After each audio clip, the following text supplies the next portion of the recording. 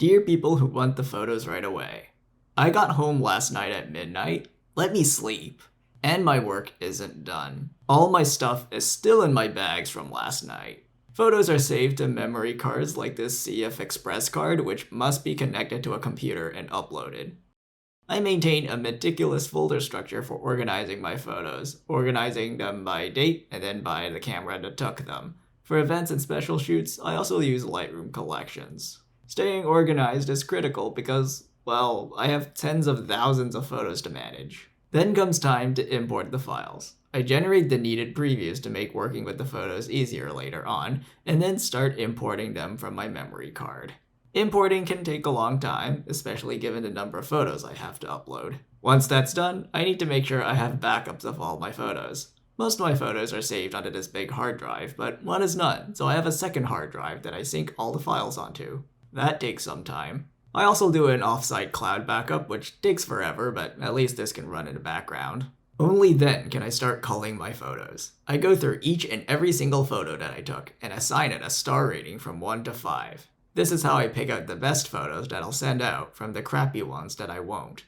For every 100 photos you take, you may only send out a dozen or so. If a photo is really bad, like being out of focus, I mark it as rejected and it gets deleted later. I can't stress this enough. In photography, you take a lot of bad photos along with the good ones. Part of being a good photographer is picking out the good from the bad. Please don't ask for all of them. That's like asking a painter for all of the drip sheets they used.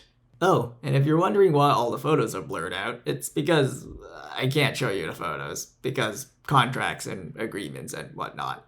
Sometimes I actually just can't send you the photos directly. Once all of the photos have been culled, I start editing the ones that I picked out. I mean, I have 1,000 photos today. I can't edit every single one. A lot of people think it's just a matter of slapping a filter on, but it's not. It typically involves some manual work to get the image to look the way I want it to.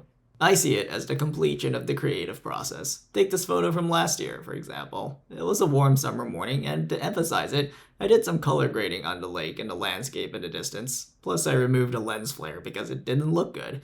It's the subtle details that add up. For event photography, there's less creative wiggle room, but I still take the time to manually review and edit each and every photo. Mostly the correct exposure, white balance, and crop. Everything is manually reviewed because clients expect at least some level of quality. Once the photos are done and have gone through multiple rounds of review, only then can I export, upload, and then share. And that is a brief look at what goes on after a shoot. No, it's not as easy as just sending it out, and no, my work is not finished when I get home. It's a lot of work. So please don't message me the night of asking for the photos. It makes me mad. Be patient. Oh, and I still have to put all my equipment away.